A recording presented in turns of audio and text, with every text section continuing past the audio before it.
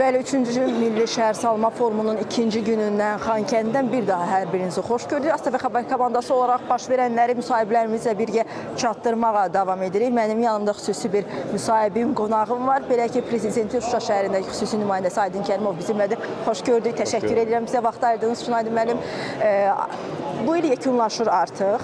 Birinci sualım o olacaq ki, bu ilin sonuna qədər Şuşaya nə qədər insanın köçürülməsi planlaşdırılır? Yəni, nə qədər ailənin köçürülməsi qalıbdır? Daha sonra ikinci sualım da olacaq.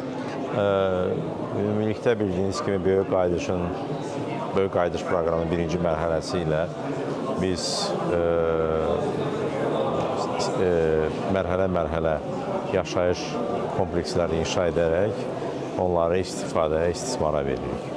Belə templə getdiyimizdə uyğun olaraq biz keçən ilin yay qış aylarında birinci yaşayış kompleksindən 450 mənzildən ibarət yaşayış kompleksindən 377 ailənin köçü təmin olmuşdur və bu da təxminən 1411 nəfər insanın köçürülməsi artıq başa çatmışdır.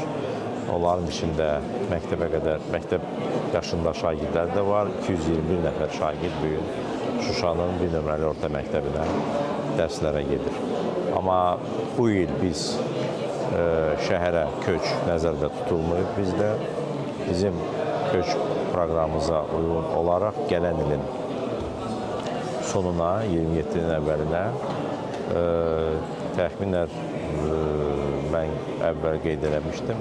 45 binanın tikintisinə biz artıq başlamışıq və bu da mərhələ-mərhələ aparılacaq və gələn ilin sonuna 27-nin əvvəlinə biz toplam olaraq hardasa 800-ə yaxın ailənin əlavə olaraq köçürülməsi prosesindən başlanılacaqdır. Həmin bu yaşayış komplekslərində. Bəs ümumiyyətlə 2026-cı il üçün turizm sahəsinə daxil olmaqla yeni layihələr 2026-cı ildə nələr gözlənilir? Əlbəttə, bizim turizm bilirsiniz ki, Şuşanın əsas iqtisadiyyatının özəlidir və indi mədəniyyət paytaxtı olaraq bu turistlər üçün həm yerli, həm xarici turistlər üçün cəlb edicidir. Biz artıq bu ildən Şuşanın ümumiyyətlə azad olmuş əraziləri də xarici turistlər üçün də açmışıq və təkcə onu deyə bilərəm ki, son 4-5 ay ərzində Şuşaya 430 mindən çox turist ziyarətçiləri olmuşdur. Bu həm gündəlik gəlib gedən turistləri əhatə edir, eyni zamanda onlardan bir 23-24 min nəfər Şuşada gecələmişdilər. Bu da çox bizim üçün sevindiricidir ki, bu proses artımı ilə davam edəcəkdir və nəticə olaraq gələn ilə bizim qonaqlama imkanlarımız da artacaqdır. Dünən bu forum çərçivəsində biz iştirakçıları Şuşa şəhərini gəzdirərkən şəhərin mərkəzində yerləşən Qarabağ küçəsində yeni binaların artıq bu kommersiya binalarıdır. Orada apart otellər, digər qonaqlama imkanları artıq yaradılıbdır və yaxın aylarda onlar da istismara veriləcəkdir. Bu da bizim turizm qonaqlama imkanlarımızı daha da artıracaqdır. Bu bir qonaqlama layihələri var.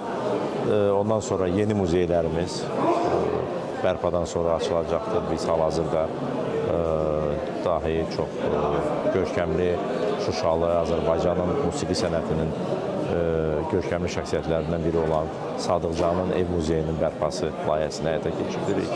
O da yaxın aylarda bitəcəkdir və daha turistlərin də üzərindən elə qapılarını açacaqdır. Yeni layihələr sözsüz ki, istər qonaqlama, istər əyləncə xarakterli məkanlarda bizim hiking yeni marşrutlarımız da açılacaqdır. Daşaltı kəndindən şəlaləyə gedən yollarımız da artıq hazırlanıbdır. Daha, belə deyək, ekoloji turizmin həvəskarları üçün də bizim şəhərindən savayı olaraq eyni zamanda şəhər ətrafı əraziləri də kəşf etməyə imkanları olsun. Aydındır. fərdi evlərdə. Bəli, bir də fərdi evlərlə bağlı soruşacağım. Kim ki dövlət dəstəyi ilə, dövlət qayıdış proqramı ilə köçürülmələr ayrılıb, bir də fərdi evlərdə özü vətəndaş tərəfindən təşəbbüsü olan evlərlə bağlı planda nələr var? Bilirsiniz, Şuşanın tarixi, yəni həm illərlə, yəni çoxdandan insanlara məxsus olan fərdi evlər də şəhərdə öz xüsusi yerləri vardır. Onların bir çoxları hətta çox unikal memarlıq nümunələridir. Təəssüflər olsun ki, işğal zamanı onların əksəriyyəti bərbad vəziyyətə gətirilib. Lakin biz onlara elə toxunmamışıq. Əksinə, Şuşa sakinləri bizə müraciət edirlər və köç proqramına artıq cəlb olunmuş sakinlərdən söhbət gedir. Onlar bəziləri, bir çoxları dövlət tərəfindən təmin olunan mənzillərə yox, öz dədə-baba evlərini bərpa etmək imkanlarını əldə etmək arzularını bildiriblər və öz vəsaitləri hesabına bu evləri bərpa etmək istəyirlər. Və bununla biz belə bir yol xəritəsi hazırlamışıq. Müvafiq dövlət qurumları ilə bunu razılaşdırmaqla artıq bu prosesə bu yaxınlarda start verəcək. Yəni yol xəritəsi hazırdır, proses başlamaq üzrədir. Biz başlayırıq. Bizim baş plana görə, şəhərin baş planı, təkcə yaşayış kompleksləri yox, şəhərdə